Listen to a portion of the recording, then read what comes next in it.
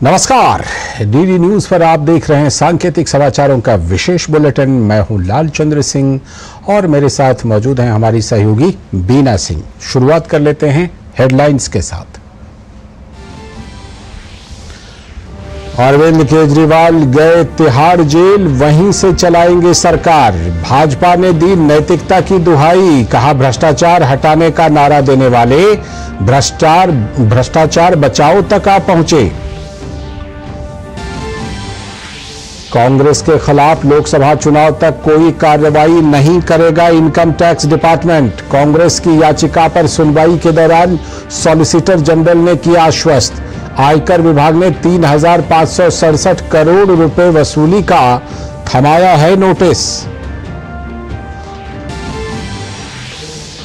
कच्चा तीवू द्वीप श्रीलंका को सौंपे जाने में एम करुणानिधि ने अपनाया था दोहरा मापदंड। तमिलनाडु के हितों को पूरी तरह से किया था नजरअंदाज। प्रधानमंत्री ने मामले पर एक बार फिर बोला हमला।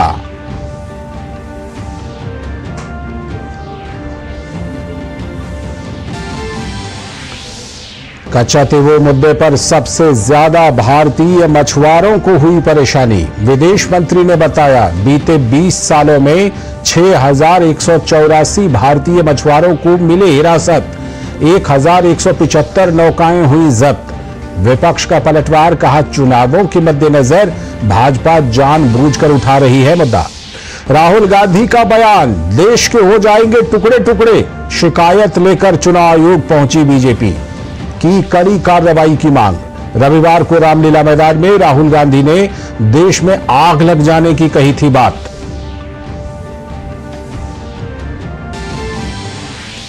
ज्ञानवापी में व्यास तहखाने में पूजा अर्चना पर रोक लगाने से सुप्रीम कोर्ट ने किया इनकार। तहखाने में पूजा के खिलाफ मस्जिद पक्ष ने लगाई थी याचिका। उधर भोजशाला में भी सर्वे का काम रहेगा जारी।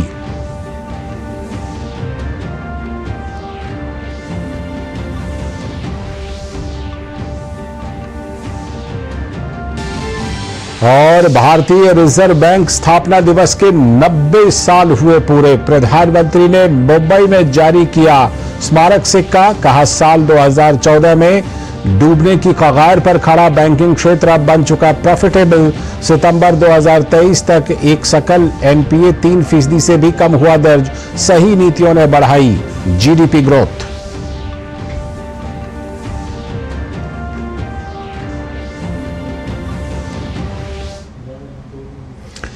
ये थी हेडलाइंस। अब देखते हैं खबरों को विस्तार से। सबसे पहले आज की सबसे पहली और सबसे बड़ी खबर, आबकारी नीति मामले में दिल्ली के मुख्यमंत्री अरविंद केजरीवाल को राहत नहीं मिली है। घोटाले से जुड़े मनी लॉन्ड्रिंग मामले में केजरीवाल को आज प्रवर्तन निदेशालय ने कोर्ट में पेश किया, जहां से उन्हें अब न्यायिक हिरासत में भेज दिया गया है। राउज एवेन्यू कोर्ट ने केजरीवाल को 15 अप्रैल तक के लिए न्यायिक हिरासत में भेजा है। मुख्यमंत्री अरविंद केजरीवाल को ईडी ने 21 मार्च को गिरफ्तार किया था और 28 मार्च तक उन्हें पहली बार ईडी की हिरासत में भेजा गया था। बाद में केंद्रीय एजेंसी ने फिर से हिरासत मांगी तो कोर्ट ने 1 अप्रैल तक उनकी ईडी हिरासत बढ़ा दी थी। अब कोर्ट ने उन्हें 15 दिनों के लिए न्यायिक हिरासत में भेज दिया है। मनीष सिसोदिया, संजय सिंह पहले से ही जेल में हैं। बीआरएस नेता के कविता भी तिहाड़ जेल में ही है।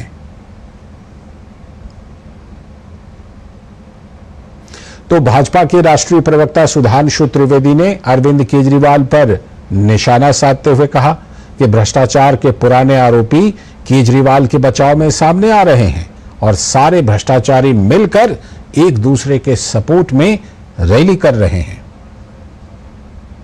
स्वघोषित कट्टर ईमानदार दिल्ली के मुख्यमंत्री श्री अरविंद केजरीवाल जी के समर्थन में भ्रष्टाचार के पुराने आरोपियों और पुराने गुनाहों में आबद्ध रहे तमाम राजनीतिक दलों ने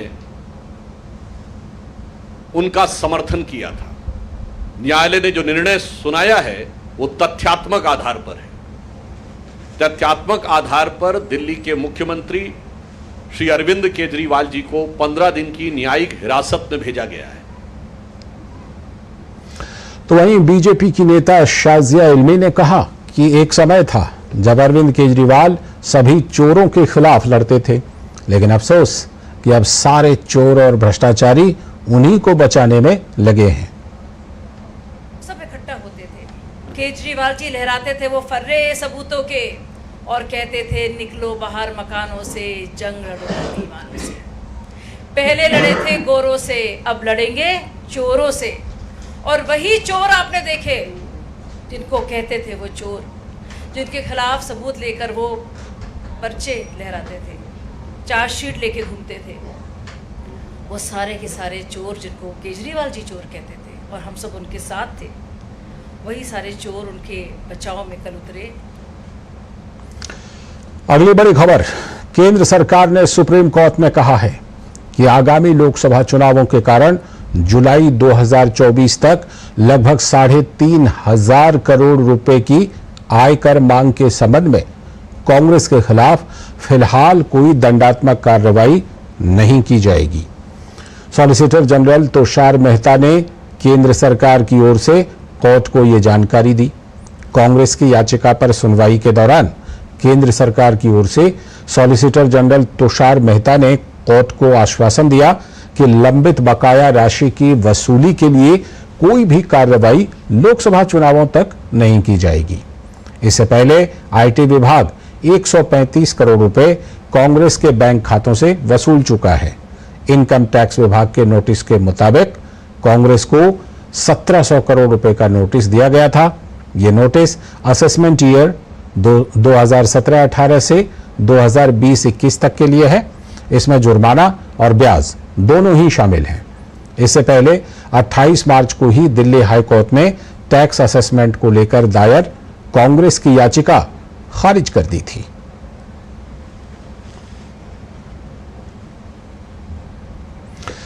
तो कांग्रेस को मिले इनकम टैक्स नोटिस और अरविंद केजरीवाल की गिरफ्तारी को लेकर छिड़ी सियासत में बीजेपी ने दोनों ही दलों से कई सवाल पूछे। बीजेपी की प्रवक्ता बांसुरी स्वराज ने कांग्रेस और आम आदमी पार्टी से कुछ सवालों के जवाब मांगे। उन्होंने कहा कि कांग्रेस जनता को बताए कि उसने टैक्स की चोरी की है या नहीं। साथ ही बांसुरी ने अरविंद केजरीवाल की पत्नी सुनीता केजरीवाल की अथॉरिटी पर भी सवाल उठाए। कांग्रेस ये बताए कि इनकम टैक्स के जो नोटिस दिया है वो सही है या गलत, और आपने टैक्स की चोरी करी है या नहीं। दिल्ली हाई कोर्ट ने इनकी याचिका खारिज कर दी है। दूसरा प्रश्न, कांग्रेस ये बताए कि उस समय पर इनकम टैक्स फाइनल क्यों नहीं किया, आय तो कम करके क्यों नहीं बताया। और दूसरा, आम आदमी पार्टी में मैं ये जरूर पूछना चाहूंगी श्रीमती केजरीवाल जी से कि आज उनका स्टेटस क्या है, क्योंकि वो माननीय मुख्यमंत्री जी की कुर्सी पर तो नहीं बैठी हैं, लेकिन हाँ, जिस प्रकार के वादे वो कर रहे हैं, मैं पूछना चाहती हूं कि उनकी अथॉरिटी क्या है। और प्रवर्तन निदेशालय ने करुवन्नूर सहकारी बैंक घोटाले में अपनी रिपोर्ट दाखिल कर दी है, जिससे केरल में सीपीएम के लिए मुसीबत खड़ी हो गई है। रिपोर्ट्स के मुताबिक ईडी ने सहकारी बैंक में सीपीएम के गुप्त खातों की जानकारी चुनाव आयोग, वित्त मंत्रालय और आरबीआई को सौंप दी है। ईडी की रिपोर्ट के मुताबिक पार्टी कार्यालय के लिए जमीन खरीदने और पार्टी फंड इकट्ठा करने के लिए सीपीएम के नाम पर 5 बैंक खाते खोले गए थे। कथित तौर पर यह पाया गया कि खाता सहकारी बैंक नियमों का उल्लंघन करके खोला गया था। रिपोर्ट्स के मुताबिक इन खातों के जरिए बेनामी लोन के पैसे बांटे गए थे। ईडी फिलहाल त्रिशूर जिले के करुवन्नूर सहकारी बैंक में हुए 150 करोड़ रुपए के घोटाले की जांच कर रही है।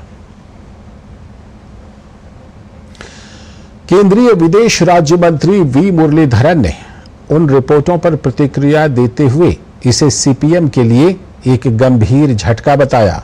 उन्होंने कहा कि सीपीएम द्वारा दावा किया गया पारदर्शिता का मुखौटा गुप्त खातों के खुलासे से ढह गया है।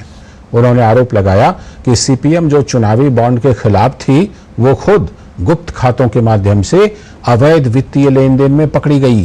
उन्होंने कहा कि इस बात पर संदेह करने के पर्याप्त आधार हैं कि बैंक घोटाले के माध्यम से निकाले गए धन का लेन देन इन गुप्त खातों के माध्यम से किया गया।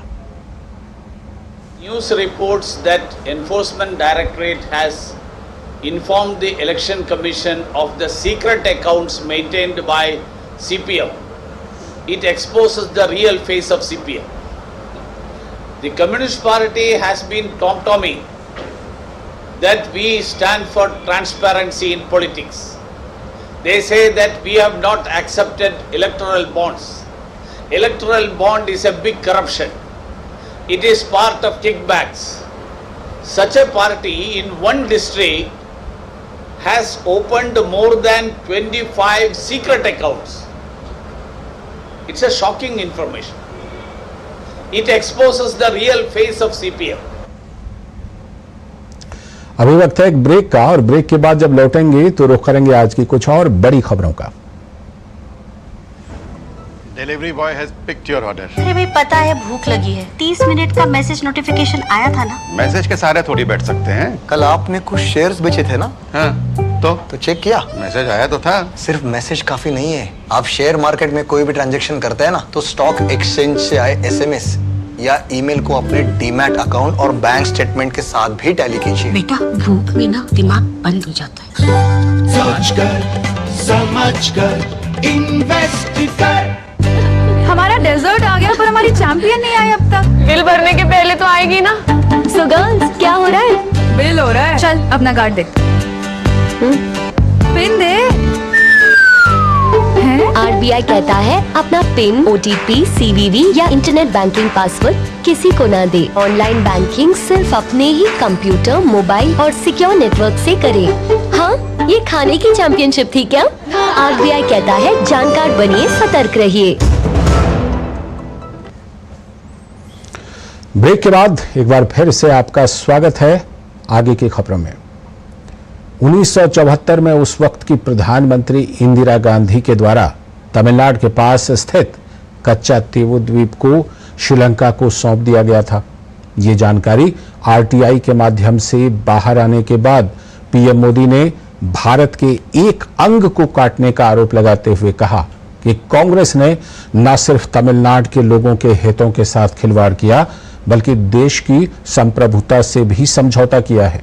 कच्चातीवू मुद्दे पर विदेश मंत्री डॉक्टर एस जयशंकर ने प्रेस वार्ता किया और कांग्रेस पर निशाना साधा।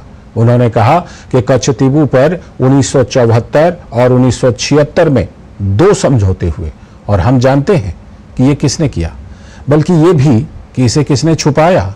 उन्होंने कहा कि आज आम जनता को ये जानने का अधिकार है कि ये कैसे हुआ। We believe that the public has a right to know. The public has a right to know how did this situation come about. How was Kachatibu, how was the 1974 agreement reached, how was Kachatibu given away, how was the fishing issue handled. Because please understand, the fishing issue actually emanated from a 1976 agreement. So there are 2 agreements we are talking about. So because these have been live issues, because they have been discussed earlier also in Parliament, 2 documents were sought from us as an RTI request. The point today is we know there are 2 agreements. We know there's a 1974 agreement. We know there is a 1976 agreement. We know who did this. How has the situation arisen? What we do not know is who hid this, who has been party to it, what has been concealed from the public, and we believe it is the right of the public today to know how did this situation come about.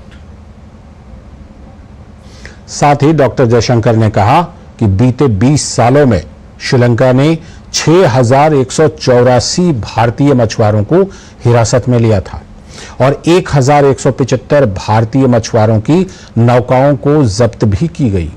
उन्होंने कहा कि इस मुद्दे पर पूरा सच सामने आना चाहिए। in the last 20 years, if this many, if 6,184 fishermen were detained, if 1,175 boats were detained, you all know who is responsible. So, for today, it is important for the public to know, it is important for the people to judge. This issue has actually been hidden too long from the gaze of the public.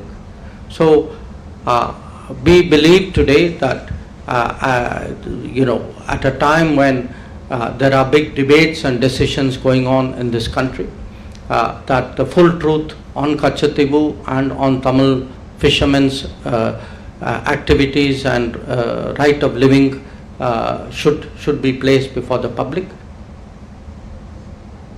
और कच्छतीबू द्वीप मामले पर प्रधानमंत्री नरेंद्र मोदी के post और केंद्रीय विदेश मंत्री एस जयशंकर की प्रेस वार्ता पर कांग्रेस के नेता पी चिदंबरम ने प्रतिक्रिया दी है। उन्होंने कहा कि बीजेपी इस मामले में बेतुका आरोप लगा रही है। चिदंबरम ने बताया कि समझौता 1974 और 1976 में हुआ था।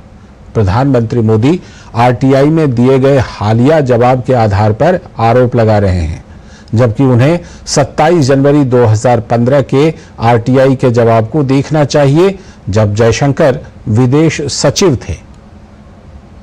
If the Honorable Prime Minister is referring to a recent RTI reply, he should ask for the RTI reply on 27th January 2015, when I believe Mr. Jaishankar was the Foreign Secretary. And that reply was signed by one Dr. Anjan, an Under-Secretary or Deputy Secretary at the NEA. That reply clearly says that after negotiations it was concluded that the island, which is 1.9 square kilometers, according to my information, lay on the Sri Lankan side of the international border. और वहीं कच्छतीबू मुद्दे पर केंद्र सरकार पर निशाना साधते हुए सीपीएम के महासचिव सीताराम येचुरी ने कहा कि मोदी सरकार के नेतृत्व में भारत का पड़ोसी देशों के साथ संबंध खराब हुए हैं। केंद्र सरकार को आड़े हाथ लेते हुए उन्होंने पूछा कि 10 साल सत्ता में रहने के बाद भी आपने क्या किया। अब चुनाव को देखते हुए सरकार इस मुद्दे को उछाल रही है ताकि इसका फायदा उठाया जा सके। हालांकि सरकार का यह कदम देश हित में नहीं है। अब 10 साल से सरकार में है, अब आपको पता नहीं तो किसको पता है। और आप क्या कर रहे थे ये 10 साल, क्यों नहीं सफाई किया इसके बारे में।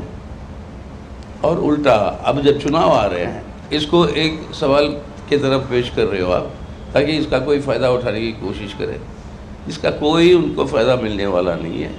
इस तरीके से पड़ोसी देशों के साथ संबंधों को बिगाड़ने वाली बात, ये हम समझते हैं कि देश के हित में नहीं है। और कच्छतीबू मुद्दे पर दक्षिण चेन्नई लोकसभा सीट से एआईएडीएमके के उम्मीदवार जे जयवर्धन ने कहा कि डीएमके ने हमेशा तमिलनाडु के लोगों के अधिकारों को छीना है। साथ ही उन्होंने कहा कि डीएमके ने कांग्रेस के साथ मिलकर हमेशा ये सुनिश्चित किया कि जो हिस्सा भारत का है वो श्रीलंका को दे दिया जाए। It has always been the stance of the ADMK that with regards to Kachatibu, DMK always has given away the rights of the people of Tamil Nadu, whether it's Kachatibu, whether it's Kaveri issue, whether it's Mullai Periyar issue. It has always been ADMK which is a harbinger, which makes sure that rights are got. Whether it's through Supreme Court, whether it's through political ways, we have always stood for the rights of people of Tamil Nadu. But DMK, it is a very well-known fact that 1974, 1976, DMK in collision with Congress had made sure that what was part of India has been ceded away to Sri Lanka. So this has been we have been continuously protesting against what DMK and Congress has done for such a long time. BJP taking this into hand during the election time is just nothing but politics. आज की एक और बड़ी खबर, वाराणसी ज्ञानवापी में व्यास तहखाने में पूजा अर्चना पर supreme court ने रोक लगाने से इनकार कर दिया है। हालांकि कोर्ट ने दोनों पक्षों को कहा है कि वो यथास्थिति बनाए रखें ताकि दोनों पक्ष अपनी पूजा अर्चना और नमाज को अंजाम दे सकें। कोर्ट ने तहखाने में पूजा के खिलाफ मस्जिद पक्ष की याचिका पर निचली अदालत के याचिकाकर्ता शैलेंद्र व्यास को नोटिस जारी किया।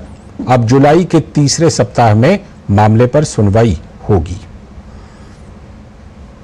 उधर मध्य प्रदेश के धार में भोजशाला परिसर के एएसआई सर्वे के खिलाफ मुस्लिम पक्ष की याचिका पर सुप्रीम कोर्ट ने सुनवाई की।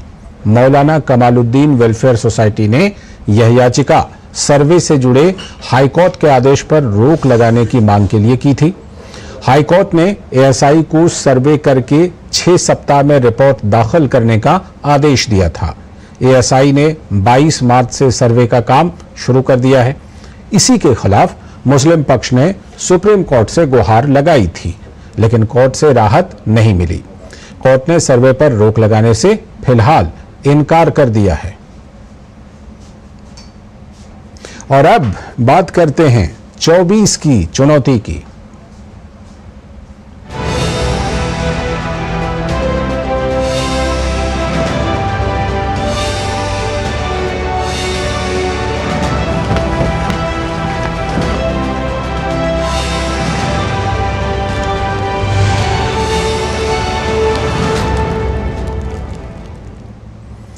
केंद्रीय गृह मंत्री और बीजेपी के वरिष्ठ नेता अमित शाह ने राजस्थान के जोधपुर में एक रैली को संबोधित किया। सभा को संबोधित करते हुए अमित शाह ने कहा कि प्रधानमंत्री मोदी के नेतृत्व में भारत ने पिछले 10 सालों में तरक्की का नया कीर्तिमान स्थापित किया है। भारत के आर्थिक तंत्र पर बात करते हुए उन्होंने कहा कि पूर्व प्रधानमंत्री डॉक्टर मनमोहन सिंह के कार्यकाल में भारत 11वीं नंबर की अर्थव्यवस्था के रूप में सीमित रहा। प्रधानमंत्री मोदी के कुशल नेतृत्व में आज भारत दुनिया की 5वीं सबसे बड़ी अर्थव्यवस्था बन गया है। मोदी के नेतृत्व में हर सप्ताह देश में एक नया विश्वविद्यालय खुला है। मोदी सरकार ने देश में सुरक्षा और समृद्धि सुनिश्चित करने के लिए कई सराहनीय कार्य किए हैं। आज बीजेपी के एक प्रतिनिधिमंडल ने चुनाव आयोग से मुलाकात की।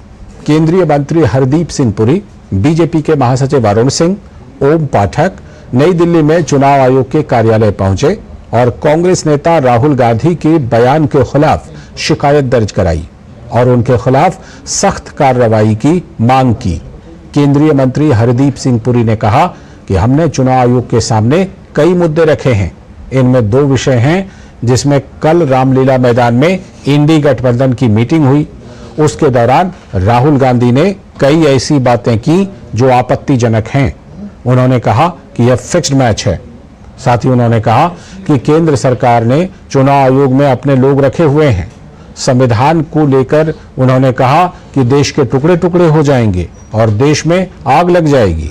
चुनाव आयोग के सामने हमने ये सभी बातें रखी हैं और कार्रवाई करने की मांग की है। प्रधानमंत्री नरेंद्र मोदी आज मुंबई के दौरे पर भारतीय रिजर्व बैंक की स्थापना के 90वें वर्ष में प्रवेश करने के अवसर पर आयोजित समारोह में शामिल हुए। भारतीय रिजर्व बैंक ने 1 अप्रैल 1935 से काम करना शुरू किया था। प्रधानमंत्री नरेंद्र मोदी ने अपने संबोधन में नीति, निर्णय और नतीजे के समन्वय पर जोर दिया। उन्होंने कहा कि तमाम वैश्विक अवरोधों के बावजूद देश में महंगाई दर मध्यम श्रेणी की रही है। और इसी के साथ इस विशेष बुलेटिन में इतना ही। मुझे और हमारी सहयोगी बीना सिंह को दीजिए अनुमति। नमस्कार।